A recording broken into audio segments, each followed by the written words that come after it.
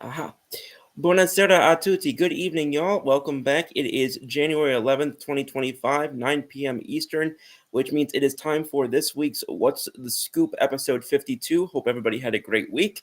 Hope everybody has enjoyed what we've gotten so far out of these NFL playoff games, of which we'll be speaking quite a bit. And of course, there's been no shortage of non playoff discussion and news and media hoopla, if you want to call it that, as well throughout the course of the week with the six teams making coaching changes that we've seen, with the additional teams that are either making coordinator changes or front office changes or something of that ilk. So there is plenty to discuss, plenty to get into, including a few teams that back on the episode last week, I believed, and I said that I believed that they would not be making coaching changes, as it didn't look at that point it didn't look like they were going to. So my bad on that, particularly on thinking organizations like the Las Vegas Raiders would actually leave well enough alone and not put themselves back into the coaching carousel for what is by far the highest number of times and continually increasing highest number of times in recent memory of any NFL team. So I was proven wrong on that, unfortunately. It does appear, interestingly enough, it does appear that new minority owner Tom Brady is having a bit of a more involved say in that process than a lot of people originally understood and originally realized. So that is apparently attracting some attention from potential candidates, potential coaching fits who may have not otherwise taken a serious look at the Vegas job or been particularly interested in the Vegas job. So that's created some fascination. In fact, the last couple of days, we've had some NFL Network personnel begin to say that it appears that that job could have a front runner now, but we're about to find out in seemingly short order as to what's happening there. But the one job that at this point does appear to be either reaching a conclusion or on the verge of a conclusion is the New England Patriots. For those who didn't see, based on the fact that it happened since the last show aired, the New England Patriots fired coach Gerard Mayo, and they have appeared to land on their next candidate, which was pretty much looked at as the favorite ever since ever since Mayo was let go from New England on Sunday night, and that is former Titans head coach Mike Vrabel, former player for the Patriots. Does appear that he's going to be their new head coach. It's been reported multiple times today by multiple different people that he's already actively negotiating a contract and putting together a expected staff of assistants. One name that continues to be continues to be in circulation for one of those spots was offensive coordinator is longtime Patriots offensive coordinator Josh McDaniels. A lot of expectation and belief that he will return to the Patriots under Vrabel as the OC once again. Mr. David Burns jumps in and says, watching from Cedar Hill, Texas, Ravens winning over the Steelers. Appreciate that, Mr. Burns. I hope you had a wonderful week, and thanks again for tuning in as always. And thank you for that score update. Ravens winning over the Steelers. So, yeah, once I get through talking a little bit about the coaching changes and the coaching carousel, I am going to jump in and talk about the playoffs a little bit. I do have my playoff bracket predictions, which I will be going through. I know one of the games already went final, but I'll just for the sake of addressing that early on, no, I did not get that game correct. I had Los Angeles winning that game, but I'm going to be talking about them in just a moment. But in the interim, I don't understand what these different organizations are missing, because I'm looking at the way that these organizations function. First of all, excuse me, I'm looking at organizations like the Pittsburgh Steelers, or like for a while the Green Bay Packers, or for a while the New England Patriots, or for a while the New Orleans Saints. I'm looking at all these potential or all these places with regard to head coach that made it work with one or two or three guys for extended periods of time. And I'm watching now some owners make their 8th, 9th, 10th head coaching hire, and it's boggles my mind how they look at it. There is no history in recent memory of organizations with this much turnover, this much frequently, and this high of a rate of turnover. There is no recent track record that depicts success when you continue with that type of approach.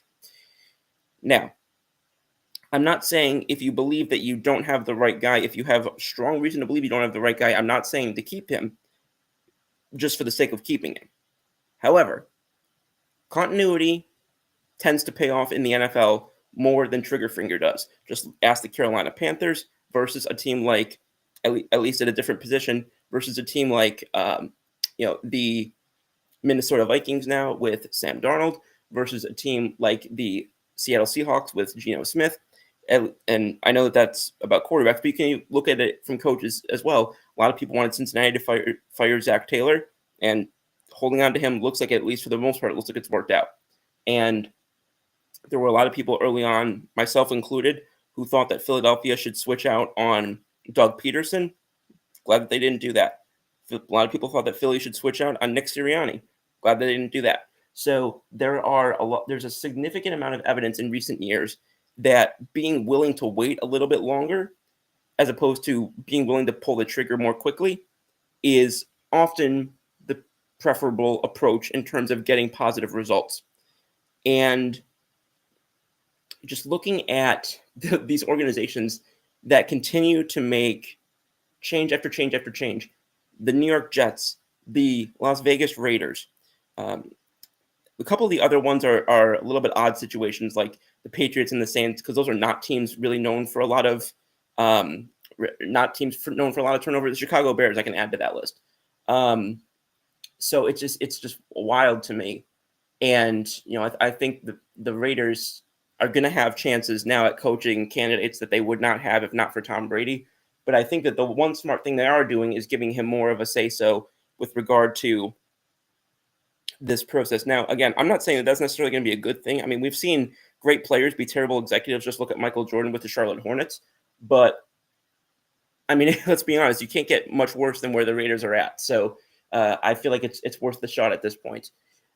And then the New York Jets, who just had one of the most scathing articles written about them in recent memory that I can remember, basically saying everything from Woody Johnson relies on his young teenage sons and Madden NFL games as influence on how to make certain football related decisions, which I thought I was reading an Onion article when I read that. I thought that was satire when I was reading that.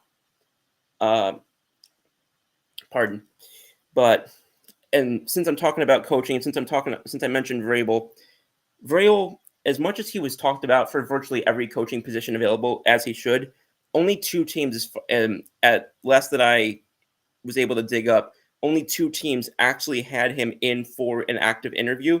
One of them being the New York Jets. Two teams other than the Raiders. One of them being the New York Jets. So obviously they now have to pivot, and if he was a favorite there, they now have to pivot. I've obviously spoken multiple times about my belief that their target should be Rex Ryan, and I still stand by that. And then you got the Chicago Bears, which, I was just talking about the dysfunction in Chicago. This team has, I'm not kidding, the last I checked, this team has either 19 coaches that they either have interviewed or plan to interview. And I believe that list has gotten longer since I last counted. So you can make the argument that, they're trying to cast a wide net, they're trying to make no stone unturned. But you compare it with a team like the Patriots. Now, the Patriots, it's very evident that they pretty much knew it was going to be Vrabel from the jump, because they only had 6 candidates even mentioned in conjunction with that job that I could find in terms of from any sort of reporter with knowledge connected to actual people, like in the inner circle of who would actually know what was going on in that situation. So a third of the people of the number of people being interviewed in Chicago,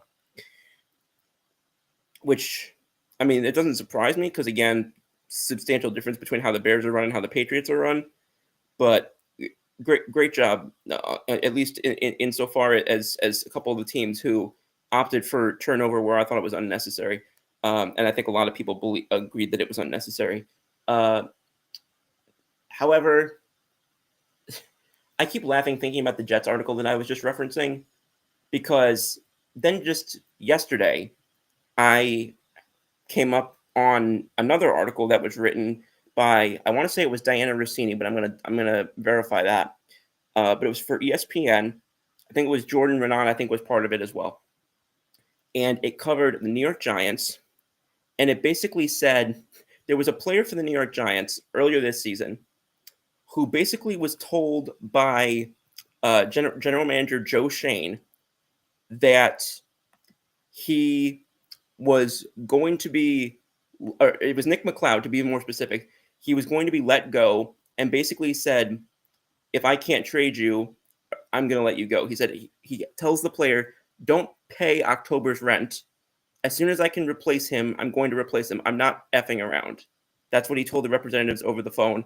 And then apparently Schoen hung up on whoever was on, because the reason for this, to add context, was he was not willing to take a pay cut from a salary that was worth around $2.5 million.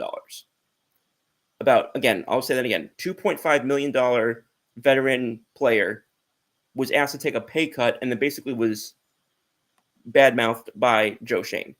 Apparently, this has been a cultural issue throughout the New York Giants. There's players who basically said that they believed that Brian Daboll, privately, they spoke that Brian Daboll was more concerned about the image of the team and more concerned about the quote-unquote vibes of the team than he was about actually winning the games and building the culture in a more authentic way. Just absolutely slandered the New York Giants and made, if there was one team that looked like they made a mistake, at least in the early reaction to not making a change, it appears that there is some evidence that the New York Giants may be in that conversation. All right. Mr. Burns says, I heard a rumor Bill Belichick in talks and becoming a head coach for the Raiders. Is that true? No. As far as anything I can tell at this moment, Bill Belichick is gonna, at least in the very beginning, is gonna ride this thing out in UNC. Has not expressed a legitimate interest in any job in the NFL, including the Raiders, since he took that job in North Carolina. I think he, if he calls, maybe he listens at least. But I've seen no traction in anything that suggests that he would leave UNC this early. I think that there's a lot of people just struggling to believe that he would actually stay as a college coach. But yeah, I've heard nothing that suggests that that's a genuine reality. There was also a report that came out similarly about Deion Sanders potentially being interested in the Raiders coaching job. That I've heard a little bit more substantiation on, but again, does not sound likely to me that he would leave Colorado. In fact, he stated publicly he would leave Colorado only if Shedeur and Shiloh were playing for the same team in the NFL and to coach that team. So maybe he's eyeballing a possibility if he believes that it's going to be baked in that they would draft Shedeur, sort of like what LeBron did with his son. I don't quite know, but that might be a little bit more viable and a little bit more smoke and fire than the Belichick one. But as far as the Belichick one, I wouldn't go putting any money on that.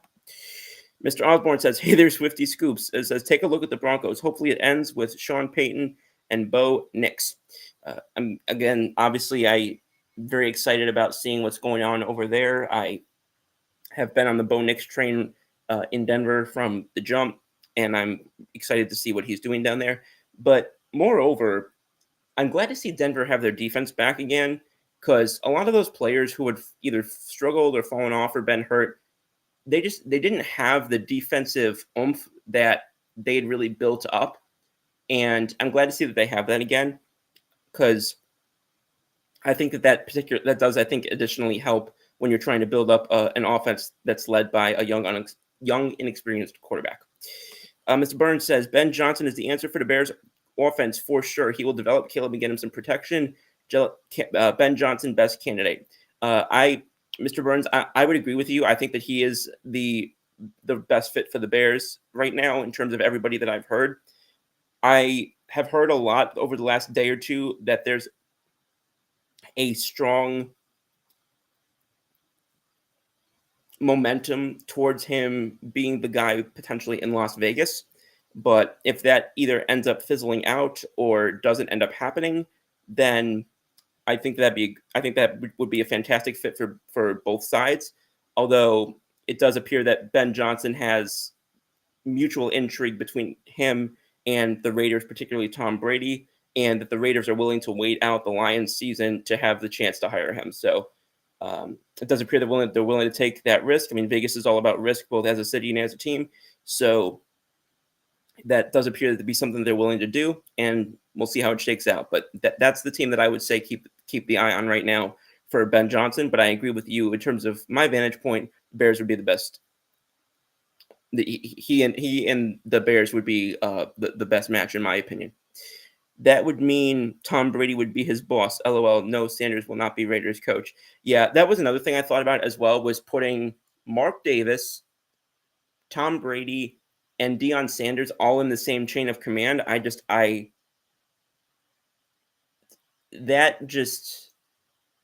doesn't compute in my brain. It like brings up like what, like it's like when you pull on your, or when your laptop does something and it brings up that blue screen of death where it just freezes and fails to work. That's what happens in my brain when I try and think of those three working in the same chain of command. I just cannot see how that would go in any sort of fluid, how that would go in any sort of fluid sense. So moving off of that, I am going to talk a little bit about a couple of the other places that opened up, and then I'm going to get into talking about the games that are coming up soon.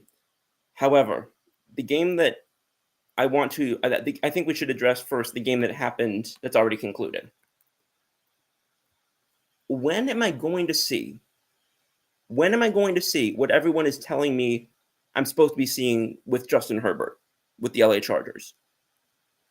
This guy has been in the league now 5 years. And even if you cut out the first year, because it was the COVID year, it was his rookie year, all that. So even if you take that year out of the equation, even though it wasn't even a bad year, even if you take that year out of the equation, if you look at just the last 4 years, he started 64 games. We have 64 games off which to go. And you look through, and I'm looking at passer rating. I'm looking at, at everything from the regular seasons. I mean, he's near the top in passing yards, but he should when he's throwing the ball more than everybody but two other quarterbacks in the league. So as far as accumulation points,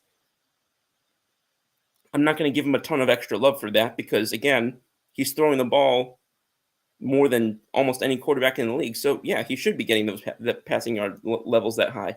When you look more at rate stats like completion percentage, passer rating, and then a couple of the other statistics that I like to use in terms of success rate, which is basically in terms of being able to put yourself in position to achieve first downs.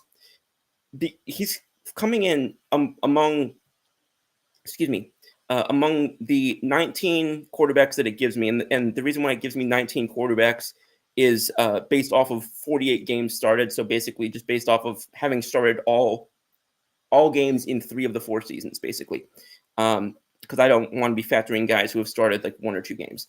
So if I'm looking at these 19 guys who have started the most games in the last 4 years, I'm looking at a completion percentage of 66.5, so 9th out of 19. His passer rating having him at 9th out of 19. His success rate, like I just mentioned, having him at 11th out of 19. And you can take it from there. This is not. I'm not going to get excited about your 60 or 16 plus thousand passing yards when the only quarterback who's thrown the ball more than you is Pat Mahomes. Like I'm not going to give you your flowers for running up the scoreboard, basically, or in this case the stat sheet. So what you've got basically given me is an average B to C quarterback who, if I'll be nice and call him a B quarterback, who has now shown me twice in the playoffs that he can't get it done, and giving me no games showing me that he can. So, what am I missing with this guy? He has not shown me anything to consider him really a top 10 quarterback. So, where is this elite talent coming from that I was supposed to see now that he's got an offensive line, now that he's got weapons, now that he's got some a little bit better of a defense, now that he's got Jim Harbaugh? I thought this was supposed to be the year that he pops. And he had some better numbers, partially because he wasn't throwing the ball as much. But so show me what I'm missing. To quote one of the greatest actors ever, Denzel Washington, in Philadelphia, explain this to me like I'm 5 years old, because there's an element to this that I'm missing through my thick head, and I'm not understanding where I'm missing this. So, but that's just my opinion. I have struggled to see where in fact, because people were telling me, I remember back in 2020, or people not just telling me, but people like on NFL Network or FS1 or wherever it would be, his arm potential. My personal trainer, shout out to John Matt, my personal trainer that I was working with for probably 6 or 7 years for the longest time. He used to always have a quote for me when I would talk about the potential of young baseball players or young football players, and he used to say, potential only means you haven't done expletive yet. And that's basically what I think of when I see this guy. This guy has now 5 years of work in the NFL. And I haven't seen the Mahomes, Lamar Jackson, Rodgers in his prime, Jalen Hurts and Josh Allen when they're not making boneheaded mistakes. I haven't seen that in his game. And I certainly haven't seen it in the big moments. So that's just my take on the matter. But so I'll move forward. And now coming off of that, talking about what's actually yet to happen in the NFL playoffs, I did say that I was going to be coming in with my evaluation and my predictions for the postseason for the rest of the way. As I mentioned, the game that had already concluded, I had the Chargers winning. Obviously, they did not, but I'm going to read and kind of walk through my predictions as I had them, because I don't want to play revisionist history here. So I'll start with this weekend's games and then I'll work forward. But so I already mentioned the Chargers-Texans game. I thought the Chargers were going to win. I did not like the games or the way that the Texans had regressed this year. And typically teams that I see regress don't typically find their best again once they get to the playoffs. But they didn't really need to today because Justin Herbert, as I just described. So my Chargers pick did not work out. Next, we have the game going on right now, which is the Steelers versus the Ravens. And excuse me. And this is this was a game I was really excited for. I thought that this was going to be a very competitive, at least in some sense of the game. I did think that Baltimore was going to, fairly handily win this, just because, again, they're top rated in pretty much any possible sort of general category of both offense and defense. Yards per rush attempt, they're number one. Yards per pass attempt, they're number one. And defense against the rush, they're also number one. The only thing that they're not number one in is pass defense. But, of course, you're going up against Pittsburgh, who is not particularly situated with a strong pass attack. They're kind of middle of the pack. They're rated number 15 in pass attack. And currently, as we can see, that is not that's particularly well reflected in the score as of right now, as they hold a 21-0 lead. Baltimore does at halftime. And yes, I did have Baltimore winning that game. So I have and then the final AFC game from this week that I had, my bracket will come back up. We had the Broncos versus the Bills. Now, I had said that I had probably was going to project Buffalo to go all the way to the Super Bowl. And I had also said when I was asked either a week or two ago, who is probably my number one sleeper team this postseason? And I said Denver. And sure enough, when I went back and I evaluated this game, I was a lot less comfortable sticking with Buffalo than I thought I would be. Denver has had a fantastic defensive season. We talk a lot about how Philadelphia's sustained success has been heavily built on the development and the consistency and the production that they get in the trenches out of both their offensive and defensive line. Denver's offensive and defensive lines are rated right up there, right behind Philadelphia. So they are not a team to be taken lightly when it comes to that. Their defensive line is rated at number 4, where Phillies is number 3, and their offensive line is rated at number 2, where Phillies is number 1, literally right behind Philly in both categories. So now you've got that, you've got the defense, you've got the emergence of Bo Nix, you've got finally what I'm concerned about with them, and I know that a lot of people in Denver have talked about this. What I'm concerned about with them is that they don't have the same versatility on offense. They are very reliant on their passing success and the ability of Bo Nix and their weapons. Their running attack, at least as of the time that these statistics were updated, was 21st in the league. And I am skeptical that, especially if Buffalo is able to either get possession first and take a lead, or if Denver doesn't come out the gate hot on either offense or defense, I am just skeptical that they would be in a position where they're able to play clock control to the extent that Buffalo might be able to. So I think that the first quarter is going to be important for Denver to get out to a strong start if they're going to win this game. I do have Buffalo with the advantage, and definitely helped by the fact that they're going to be playing in Buffalo. So I do continue to have the Bills winning this game, but it is not as much of a slam dunk as I thought it would be.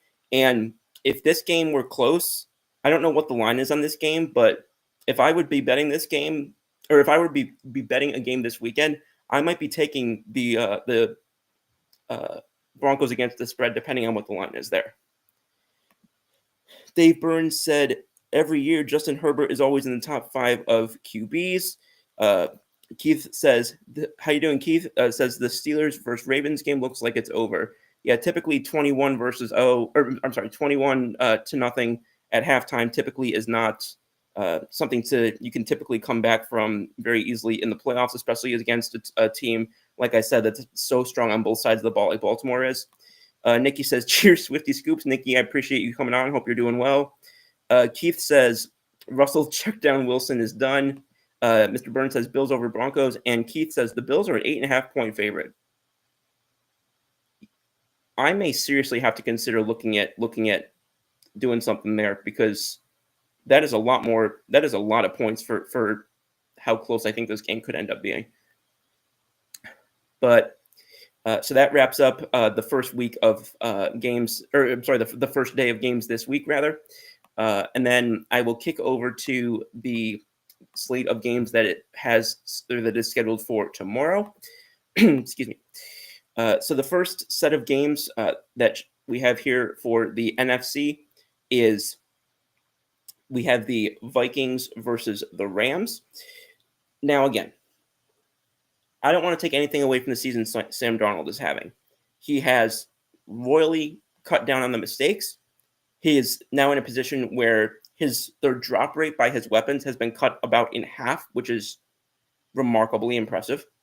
Also helps that you have now Justin Jefferson that's catching the ball and not, excuse me, and not, some of the makeshift personnel that they had over there patching it together in New York or Carolina. But these teams played earlier this season, and Darnold played well in that game, and the Rams still won by 10. So I'm hesitant, especially in a game where the Rams are home. I'm hesitant to believe that Minnesota, especially without having home field advantage, because one of the big things that people were saying was that This is a team to potentially watch if they get home field advantage. They didn't get home field advantage, and I think that that's going to hurt them. I mean, I think that that's going to hurt them more than it would have hurt any of the other teams that could have potentially had home field advantage. And for a team that a lot of people thought that had they gotten home field advantage could be a strong or difficult out in the playoffs, I don't see, especially with going up against an experienced team at home, team with Sean McVay and all the personnel who have been there and who have been there, done that in the big games in this time of year. I'm not seeing a strong argument for Minnesota to be able to have that same level of success. Now, I am not of a believer that I'm not saying that I think Sam Darnold's going to shrink in the playoffs. I originally thought that, but I don't even know if that has to be the case for this to be a tough win for Minnesota. Minnesota has a top 5 pass attack, and they've been very strong, with a couple of, on the defensive side with, against the rush, they've been top 10 also against the pass. But especially when you have a situation like, again, another team that has a poor rushing attack this year, I feel like schematically, I don't see this being as good of a matchup for Minnesota as they could have gotten. And I think the fact that it's also going to be on the road, I see too many things here that concern me. I'm going to give this game to the Rams, and it's unfortunate because I think Minnesota, had they gotten higher seed, I think they could have won at least one game. But I do think that they're going to be a one and done here and I've got the Rams winning this game. Next game, I've got the Washington Commanders versus the Tampa Bay Buccaneers. I cannot wait to watch this game. We've got my favorite quarterback out of the draft in Jayden Daniels going up for Washington. We've got Dan Quinn, who I'm very happy to see him finding his footing again as a head coach after obviously having the success that he did with teams like Seattle and Atlanta, and then having the accomplishments that he did as a coordinator in Dallas. I am happy to see him have that success in Washington, obviously not when it's against Philly, but I'm, again, just very happy for him and for Jayden Daniels. I think that they've accomplished a lot this year in really revamping that offense very quickly, which is very impressive, but also that rushing attack, has been about as productive as really any other in the NFC. It's been right up there, especially in the last few games, been right up there with Philly's, statistically speaking. And then I think the major question just comes down to what is Daniels going to look like in that type of a big game, because they've got not a great pass defense, but they've got a good enough pass defense to win that game. If they can get Mayfield on the Tampa Bay side to make a mistake, which sometimes it happens when it comes to him. Definitely the weak link for Washington, aside from the lack of experience, definitely the weak link for Washington is going to be their ability to stop the running game. And it's anybody's guess as to how that's going to take off from Tampa Bay's standpoint. But again, these games are where oftentimes you see the best of Baker Mayfield in these types of games. And Tampa Bay has a better rushing attack this year than they've had in the last couple of years. And we've seen Baker, a couple of his best performances have been in the biggest games that he's had to play, and when his back's been against the wall. I do have Tampa Bay winning this game. I think that it's going to be a lot of fun to see what Washington is able to do, and I would love to see Jayden Daniels play well in his playoff debut, especially in his rookie season. But I'm going to go with Tampa Bay out of this game. I'm going to get through the final game, and then I'm going to check back and get back to some of the comments here. But the last game is the Green Bay Packers against the Philadelphia Eagles. There has been perhaps the most surprising sort of resurgence of a quarterback, or sort of break onto the scene of a quarterback that I've seen in my time following football, was Jordan Love suddenly coming on with the Green Bay Packers, in the sense that this was a guy that a lot of people had basically written off as either a career backup or somebody that they were going to be trading, or a bust because they didn't instead of getting Rodgers a receiver or a lineman, they got his replacement. That looks like a surely good decision now when we see what's happening with Aaron Rodgers over in New York, or rather, what isn't happening with Aaron Rodgers over in New York. Green Bay has they've replaced some of the guys that they let go of. They replaced Adams. They replaced Jones. They replaced pretty much everybody pretty effectively. And Green Bay is a very next man up. We say that's the name of the game in sports, but they're one of the few teams that is consistently able to actually address that and act on that in a consistent and typically successful way. They have not only a top when it comes to passing attack, but their rush has been great. This rushing attack's been great this year. Defensively, in stopping the run, they've been one of the top teams as well. Their quote unquote weak point might be their pass defense, but even that, especially in the last 3 games, that's been very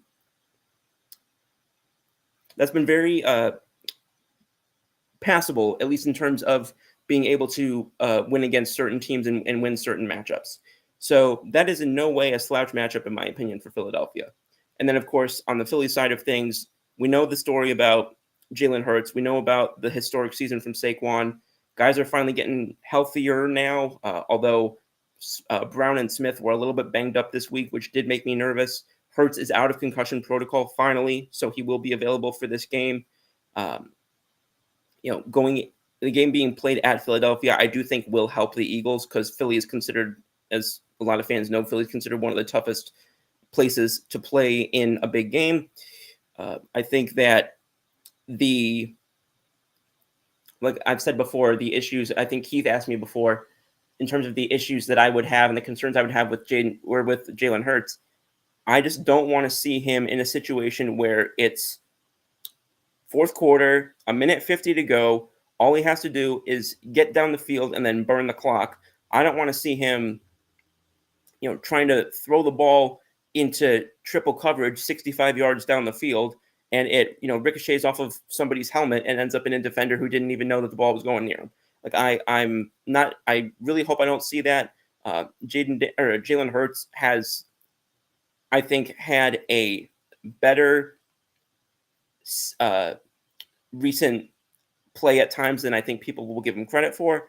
But I also know that he's been not accident prone, mistake prone too many times in moments like that. And Philly really needs him to not succumb to those sort of first year rookie type of mistakes again. That being said, on the virtue of the success that their rushing attack has had, by virtue of the fact that they have top defense in the NFC and the home field advantage that they have, I do have Philadelphia winning this game. I think it's going to be a very competitive game from Green Bay. I don't think this is going to be a game that gets put away at halftime or in the early third quarter, like this one appears to be between Baltimore and Pittsburgh. But I think this is going to be a fun day of football tomorrow as well, and hopefully we get more competitive games than this current one. I'm going to check back in on some of these comments over here. Mr. Osborne says Bills over Broncos 24-17. Keith Brugman says Vikings all day. Washington moves on. Tampa Bay folds in the first round. Hey, how you doing, Carson? Carson's jumping in and says good luck to your Eagles and good luck to your Lions too, brother. Keith says biggest upset of the weekend. Jordan Love takes down the Eagles. Wow. If he can go into Philadelphia and take down Philadelphia, my guess is that if that happens, it's because the injuries probably loom larger in Philly than we believed.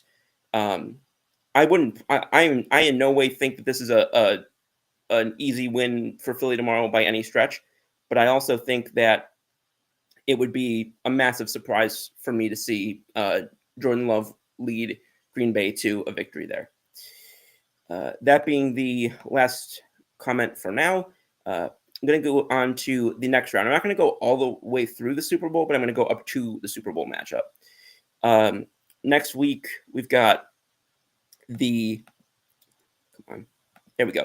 We've got the divisional round next week, and that's when we start to see Baltimore versus Buffalo. This was a more challenging matchup than I thought it was going to be because I originally, I still have Buffalo. I will say I still have Buffalo penciled in here. However, just again, Baltimore being so not really having any glaring hole here, it was very easy for me to sort of almost be tempted to pick them just because I don't know what they're going to, where Buffalo is going to necessarily target their kryptonite or their Achilles heel.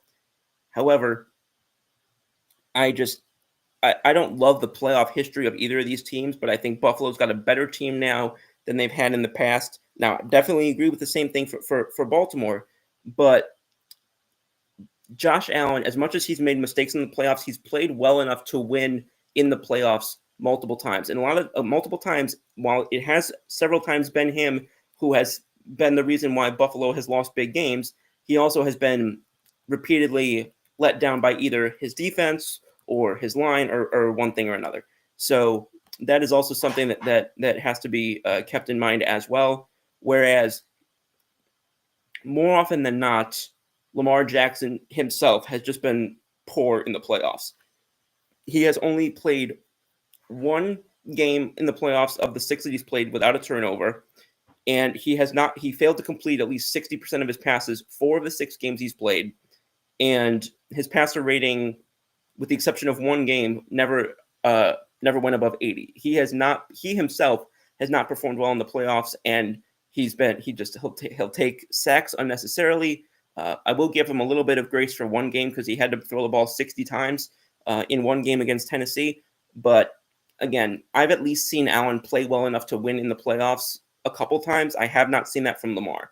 And that is a significant reason, along with elements that I've already talked about, such as home field advantage and just the fact that they're going to Buffalo itself, especially going into next week, which the weather is supposed to be abysmal over the next or going into next week from what I've seen. Now, obviously, it's upstate New York weather. Obviously, things can change.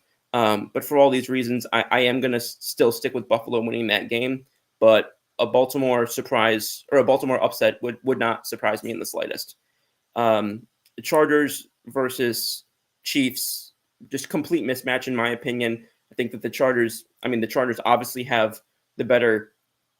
They obviously have the better quarterback. They have the rushing game now. They've got the defense. They just have more ways to beat you and more people who can beat you, not to mention the experience that I've talked about, which I do think matters as the games get bigger and bigger. And the Chargers, in my opinion, again, like I said, sorry. And now, again, keep in mind, Houston won today. So let me just clarify that with this in terms of what I thought was going to happen. Again, I thought this was going to be a complete mismatch, and I still think that the Chiefs will win against the Texans. But I just want to clarify there that this was a hypothetical. This is not actively reflecting what actually happened today. So suffice it to say, my AFC title game is between the Bills and the Chiefs, as I'm sure many people's are. And then on the NFC side of things, Tampa Bay versus Philly. Tampa Bay has been a thorn in Philly's side multiple times the last couple of years, especially when it comes to either playoff games or late in season games. So the fact that Tampa played some of their better football closer to the end of the season and Philly played some of their more mistake-prone football toward the end of the season, that does concern me a little bit, especially with a couple of the injuries, talking about guys like Brown, guys like Smith. So have to see how those happen and what it looks like now that a lot of guys have had a chance to rest. See how Jalen Hurts looks like coming out of that concussion protocol. Thank God. Grateful that he was cleared. Hopefully that means that he's actually okay and they're not rushing him back. Closed head injuries always concern me significantly. But and then just looking from a pure on-field standpoint, I mean, I've already talked about what these teams are strongest at versus what they're not as strong at. I think that they are very comparable in many ways in terms of statistics, which actually they're remarkably close in rush defense and pass offense and rush offense, but it's going to be, I think, the pass defense is where the gap really shows up, where Philly laps the NFL, and it's not particularly close, including recently. Whereas that's not to say Tampa Bay is particularly bad, but I do think that Philly will be able to get. I think that they'll be able to get Mayfield potentially into a mistake or two. Whereas I'm not saying Jalen Hurts is in any way immune from making a mistake, and I could certainly see it happening. I just think if the defense is going to create a turnover itself, as opposed to it being self-inflicted, I would put it more on being the difference maker, being Philadelphia making the play over Tampa Bay, making the play against Philly. So on that virtue, again also being the fact that the game will be played in Philadelphia, I'm going to be taking the Eagles in that game. Rams versus Lions, the Matt Stafford Jared Goff Bowl. This is going to be fun to watch. I think that excuse me, this has been. I wouldn't say that it's a rivalry necessarily, but these games are just always seem to be fun when they happen. I think that both players have talked a little bit about how they feel a little bit of something extra there when those games come around. And even though this Rams team is a shell of its former self, I still think that a team with McVay, with Stafford, with some of the weapons, I guess, but also just some of the playmakers that they have still, even though they're a little bit older and a little bit, a couple of players have lost a step a little bit due to age. I do still think that they are a team that is going to be right in the step of things for most of a game. But we've all seen Detroit play this year, and I just think that Jared Goff is going to go toe to toe, I think, with Matt Stafford. I think that if assuming Detroit is healthy, I don't think that they have the same depth and that they have the same versatility on particularly the offensive side of the ball that Los Angeles will have. And I know they say defense wins championships, but there are also there's also an element of just toughness and just feels like physical playoff football, like what I imagine football to be in the playoffs, and the way that these games particularly start to get, especially when it's going to be in cold, like it's going to be in Detroit in all likelihood. And I do think that there's a very strong chance that just the pathos and everything that has been developed in Detroit in terms of this, we're going to punch you in the mouth, we're going to bite a kneecap off, all of that stuff that Dan Campbell was originally written off for, and now everybody's buying into, with everything that they have. I believe that there is something there that it could very much come down to just that type of energy and that type of resilience and that type of just keep hitting and keep hitting and keep hitting, that may make the difference there. And I do have Detroit winning that game. Just want to jump back real quick and what's up, Scoop? Packers have big injuries as well. Very true. Kenny says Tampa's a sleeper team. Their OC, yep, Liam Cohen, their OC is getting interviews for head coach vacancies. Yep, and a lot of that is to do with his work with Mayfield, but also with some of what he's done with the running game in the aftermath of the sort of Brady Super Bowl team. Some of those guys that roster kind of getting a little bit of shake up, I guess you'd say, just like most rosters will over the course of the next couple of years. There is Toucan33 is jumping in on kick. Hope you're doing well, Toucan33. Trevor says, hello, Scoopies. Hope you're having a great night. Hope you're doing well, Trevor. Appreciate you jumping on. And Kenny was just jumping in on what I said earlier. Yes, thanks, Kenny. I had kind of awkwardly phrased my Chargers versus Chiefs because it's going to actually be the Texans, not the Chargers, that advanced. So appreciate. Yeah, just want to make that clear that I was talking about the way I had the game written out, not the way that the game's going to actually unfold. So that does bring me to the that's the end of divisional round games. Of course, that does mean that my final two games are Bills Chiefs and Eagles Lions. Um, so, and I'm not going to go into a ton of statistic details on any of these 4 teams left because obviously now I've done it multiple times.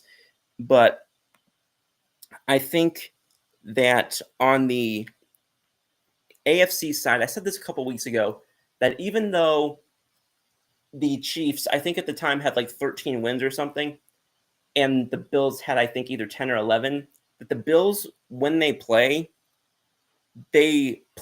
more and look more, and some of the stats bear this out as well, like a quote unquote 14 win team than KC did. And KC at times, even some of their wins have been, they've had some ugly ones. Now, and again, I'm not going to read too much into what happened last weekend, losing 38-0 to Denver. Obviously, good on Denver for winning that game, but I tend to take Week 18 games with a grain of salt based on sometimes who does play, who's not playing, who is playing, but is probably just more trying to not get hurt before the following, whenever their next game would be. So just keeping that in mind. But the Chiefs this past season, with the some of the wins that they had, just the manner in which that they won a game by 1 point against Cincinnati early in the season. They barely beat Atlanta. They had a less than convincing win against the New Orleans Saints. They had a good win against San Francisco in San Francisco, but again, this is also a San Francisco team. Now, again, you play the teams on your schedule. I'm not going to say, I've said that you shouldn't knock Philly in the past for how they played a weaker schedule, and I'm not saying that you should knock the Chiefs for their schedule. But from watching some of these games that I did watch, they are not showing the same level of hit you and just put you away that they have in the past. A couple of the games against like the Raiders and the Panthers, were 2-3 point games. Game against the Chargers, so again, and maybe it's just a sense of they do what they need to do to win, and maybe that will resurface here. But I think that Buffalo has more ability to dominate you on the pass game, but also the rushing attack. And I like their defense better than I have in the last couple of years, where I think it fell off a little bit. And even though this is a game rather, in which they will not have a home field advantage because this game would be played in Arrowhead, I am going to stick with Buffalo winning the AFC and going to the Super Bowl. The NFC title game would be between the Philadelphia Eagles and the Detroit Lions. This game would be in Detroit because Detroit ended up with the number 1 seed. So this is a game in which Philly would lose the home field advantage that it had throughout the playoffs thus far. As I've talked about statistically, Philly having the advantage when it comes to pass defense. I talked a little bit about the weakness of Detroit when it comes to rush defense, which I think is potentially that could be a difference maker, just with the way that Philly's had their rushing offense this year, especially if Philly gets the chance to control the ball first. If they just control the clock and don't let the ball, get turned over, and they do some of these where they see them go 6, 7, 8 minute drives down the field early in the game, and don't give Detroit rather a chance to explode in the way that they have the capability of doing. Then I think that sort of not just home field advantage for Detroit, but I think also who gets the ball early on and who comes out the gate not hotter necessarily, but with the ability to sustain their attack early on. I think that's going to play a significant role as well. I do think that obviously Philly's not going to have the same. I think Philly will not have the same level of. I would not have the same level of confidence in Philly as I would if the game were at home, just because I have said repeatedly, I think there's a very strong chance that whoever has home field advantage in this game will win. And I do think that there's a lot of arguments to put Detroit here, and I did have Detroit here originally. That being said, I know Detroit and Philly both got banged up, so that almost became a little bit of a wash as well. But just what I've seen throughout the season, and the fact that I think that Philly has the ability to play that type of game, provided they again can control the turnover situation, control the clock, and sort of play that sort of ground and pound, punch you in the mouth, death by a thousand pricks type of game. If they're able to do that, I think Philly wins the game. If they're not able to do that, I think that Detroit could make it ugly. And I think it's going to be a very fun game to watch. I am taking Philadelphia to win this game, which is not originally what I've originally said in the past. I do think they win this game, and I think either team winning this game, I would be surprised if it was by more than one possession. And it may come down to something as simple as, like we always see, where one guy gets a lucky tip, one guy gets a lucky catch, or one guy gets a call against him that he shouldn't have gotten, or one guy gets a call in his favor that he shouldn't have gotten, or a no call in his favor that he shouldn't have gotten. It may very well come down to something like that more than anything that actually the players are accomplishing or not accomplishing on the field. But I'm going to go with a narrow Philly victory here. But again, if you give me 100 chances to pick this game, I'm probably picking Philly 51 times and Detroit 49. That's how close it is for me. But I'm going to stick with Philly for right now. I am not going to be picking the Super Bowl because I frankly do, excuse me, I want to wait on that a little bit, just kind of see how things progress. But again, like I said, I kind of have been back and forth between Philly, Buffalo, and Detroit, Buffalo as the Super Bowl pick for most of the season, as I've said on the show. And for right now, I'm going to go with Buffalo versus Philly, which, quite frankly, I think would be the most potentially detrimental and catastrophic to American physical infrastructure of the just streets and cities and tables and anything possibly around. I don't know if there's going to be a potential higher amount of damage that could be done to physical structures within the Northeast than in the week before and after a Philly and Buffalo Super Bowl. Those two fan bases are ruthless. They are passionate to another level. So coming off of that, I'm going to do one more quick update for y'all on the Steelers-Ravens game. I'm sorry, the Steelers-Ravens game. That game remains a 21-point margin. However, it's now a 28-7 lead in favor of Baltimore. There is just under 6 minutes to go in the third quarter. And for those who missed it earlier on, there is no official announcement as of yet, but there are negotiations ongoing to make Mike Vrabel the new head coach of the New England Patriots, which was considered the favorite really as soon as Mayo was let go on Sunday night, but that does appear now to be coming to fruition. And there's a lot of discussion right now about who his staff will include. And one name that's being reported repeatedly to keep an eye on is to have Josh McDaniels return once again to be the offensive coordinator for New England. And I'm going to wrap up the show as we got a couple minutes left. I want to wrap up the show because it's coming up very soon next week, I believe, coming up to the MLB Hall of Fame ballot and the announcement of who the new inductees are going to be. The good people over at the website is conveniently named bbhoftracker.com.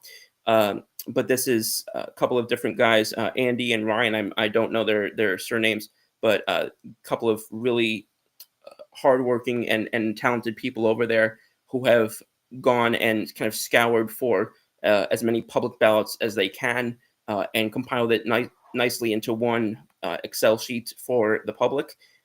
So according to their tracker, which was last updated today, there's a bit under 1/3 of ballots known right now in terms of the ones that have been sent out, and they're, so it's about 32.5% of the ballots are now known, And as currently stands, the names, the Hall of Fame candidates who would be making it,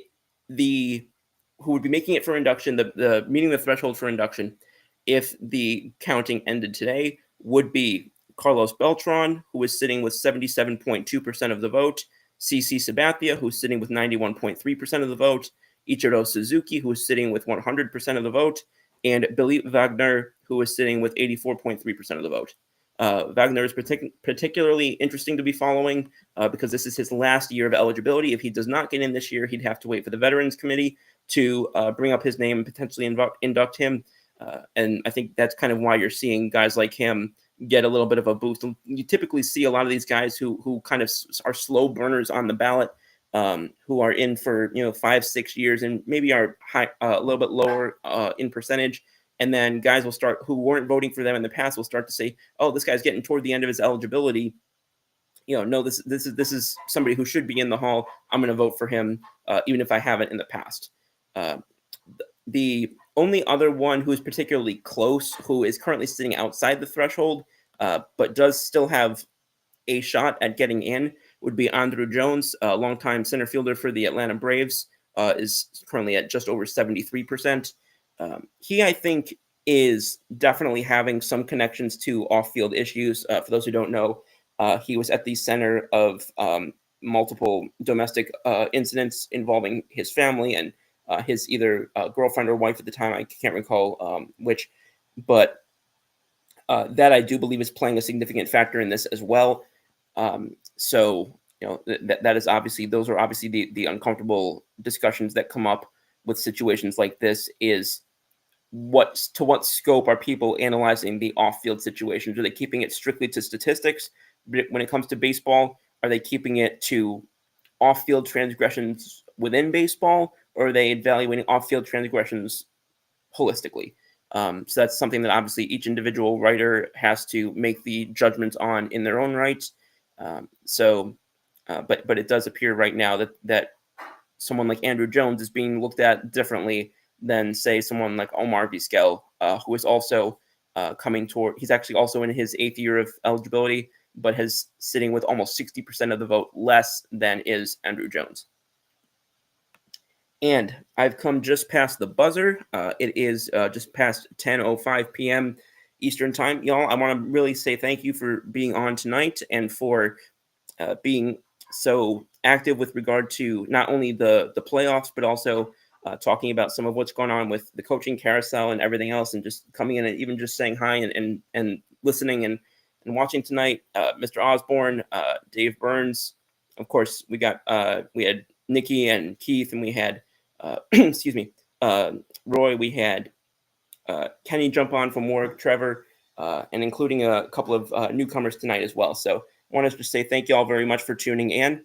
Hope everybody enjoys the rest of the games tonight and the day of games tomorrow. Has a great week ahead. I'm looking forward to being back during the NFL divisional round of the playoffs next week, Saturday, January 18th, 9 p.m. Eastern, 8 p.m. Central Time. And until then, I will see you next time. Same scoop time, same scoop channel.